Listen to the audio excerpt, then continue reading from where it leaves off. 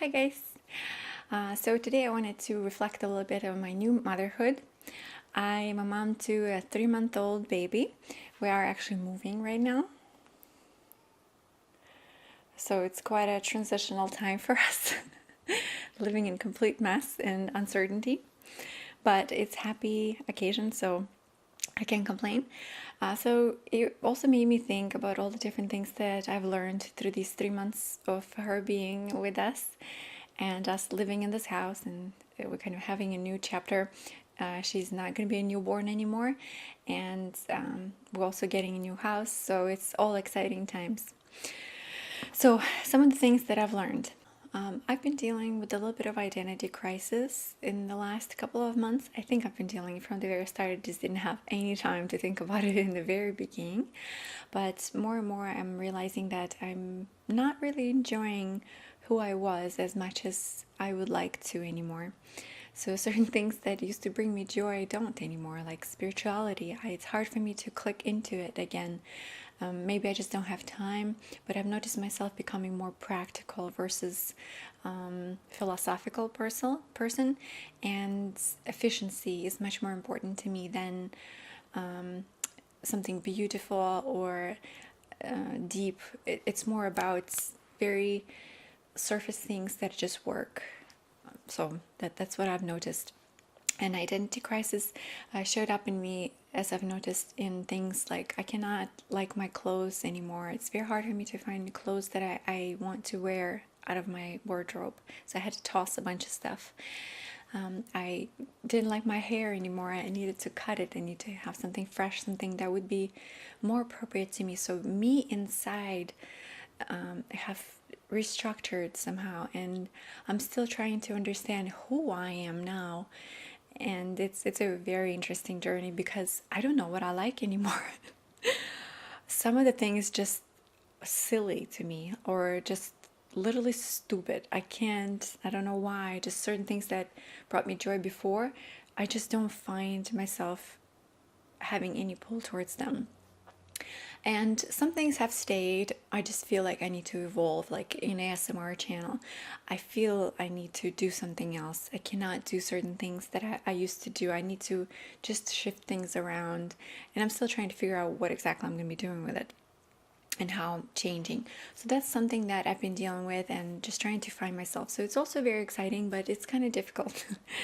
I've learned that some of my favorite times are night feedings. Surprisingly, we breastfeed, and at night when she wakes up in the middle of the night, I feed her to sleep, and she falls asleep every time.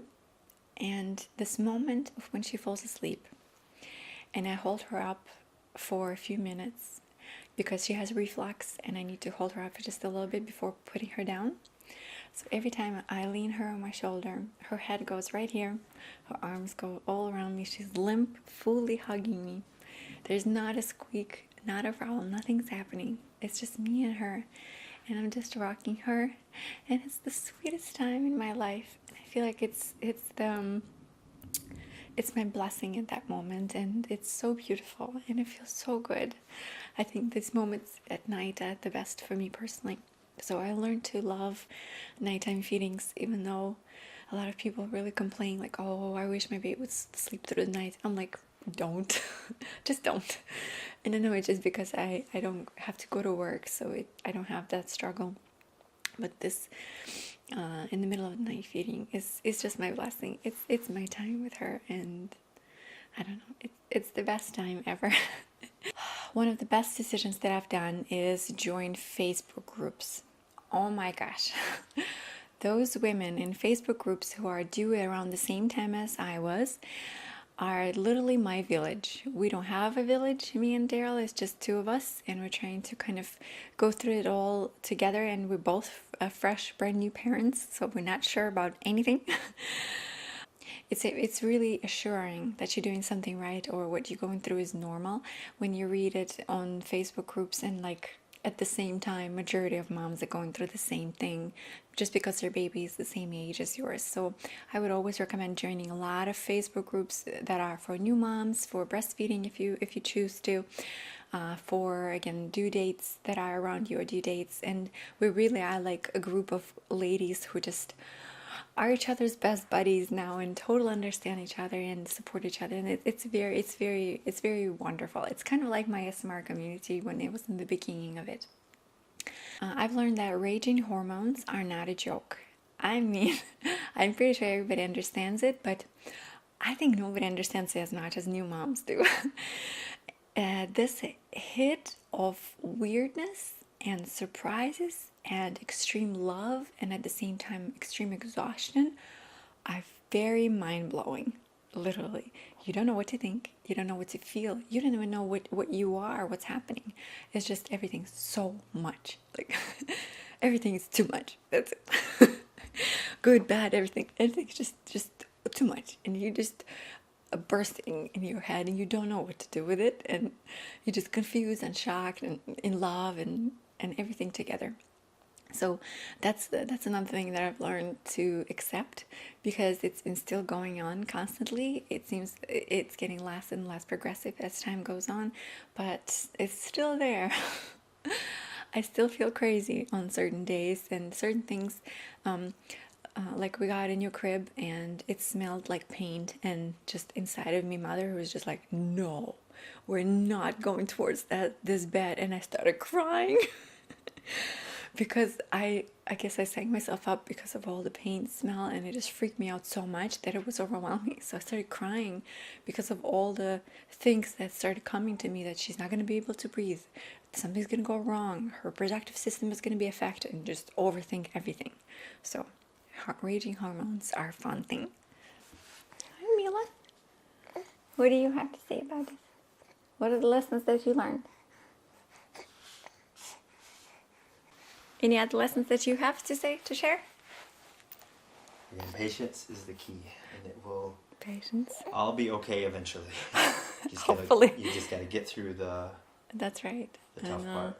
Yes, it does feel sometimes like you're in, I keep repeating it, but it does sometimes feel like you are in a crisis mode, like you're just trying to survive. Yeah, one fire and then another fire starts, a couple of fires. And I think it's just parenthood. Because again, especially if you're a new parent. A new parent, yeah. You don't know. You just have to get used to all of it, and then I think it gets better. It's scary at first. It's still scary, it's just less scary. Yeah, and there are weeks when it's just perfect. It seems like everything's just working out great, and you're like, yes! And then sometimes it follows up by the week that's just not so good. So good, yeah. So you take a day at a time, I guess that's the thing. That's good advice. You take a day at a time. Da, Milочка? She's like, what? What is this? We also found our legs and our arms. So we've been eating on them. That we know how to grab things. We learned a lot about the breastfeeding, thankfully. That's it. Oh, it's a Mila. Oh. But you have to stand your ground as a new parent. You have to learn how to say no and put your own boundaries, especially if it has to do with the health of your baby. There will be family members and friends who might make it about themselves, and you have to make a decision to be firm and to express your wishes, because if you're not comfortable, that's not cool. That's not going to happen if you're not comfortable. That's just my opinion, right? Yes. Oh, Milashka. I've learned how not to judge other moms. I think I was pretty bad about it before, just thinking, well, she should do better. I don't think that's right. Now that I'm a mom, totally. Girl, you do your thing. You do whatever you have to do. And I completely understand moms now. I have not one bone of judgment in my body right now. Every time I see a new mom, I feel like, oh, sister, I know. Everything you're going through, I know. You do your thing. You're doing great. I'm so proud of you. That's all I think about. Literally, I have never been more loving towards moms than I am right now. And when I hear my mom speak to me, I know what she thinks now.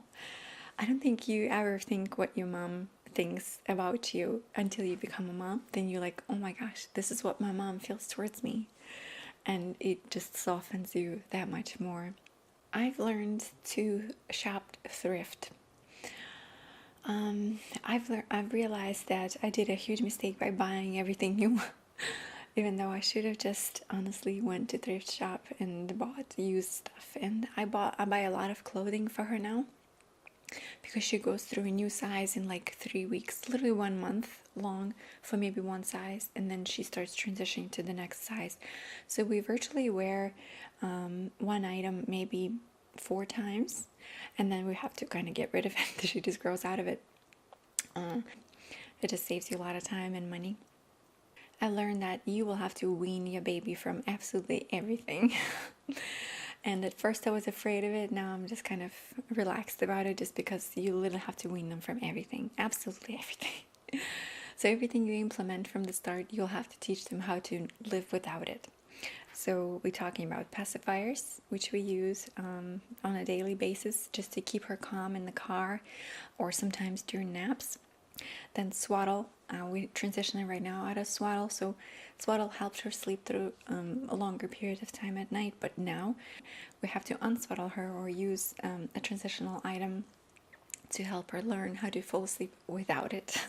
We use the top level of pack and play, so the bassinets, they have to go after 15 pounds. She's 15 pounds now, so we have to teach her how to sleep in the crib. Then rocking or any kind of bouncing that you do, you have to wean them off of it so they can fall asleep themselves. Same thing with darkness, all white noise, all of that. You have to, well, plus food, obviously. So everything you teach them, you will have to reteach a new thing after. I've learned that once they smile at you, you're gonna be a fool. You're gonna make a fool out of yourself by doing anything that's possible to get that smile again. You will speak like a baby, talk like a dog. You're gonna dance around like like a crazy person just to make your baby smile again. It's an incredible feeling when you make your baby smile. You just it's so beautiful. And the last thing I think is going outside. In the first week of us being from hospital, we didn't really go outside much, and I really felt like a caged animal, and I didn't know that that's how I felt. I just felt extreme overwhelm about absolutely everything. Everything was too intense for me. And I think on the 5th day or so, we went outside. We went just for a ride in the car. It was so much better. I looked around, I saw people, trees, grass, and I understood that life goes on, that it's not as bad as I think it is. That this 1 week is just, it's just too much, and it will pass quicker than you realize. So going outside every day is a must. Whether you just go outside on your balcony, on your patio, it doesn't matter, just be outside. Preferably be outside by yourself, because it even clears your mind even more. So on top of that, preferably to have your headphones in and listening to your favorite song, only positive song, not sad song, because it will make it worse. I've learned by myself, you'll just start crying more. So wear headphones, listen to your favorite song, go outside, make sure it's sunshine, or at least try to get some sunshine on you, get some breeze going. And also work out. Preferably work out outside with headphones on in front of the sun. That's what I've learned too.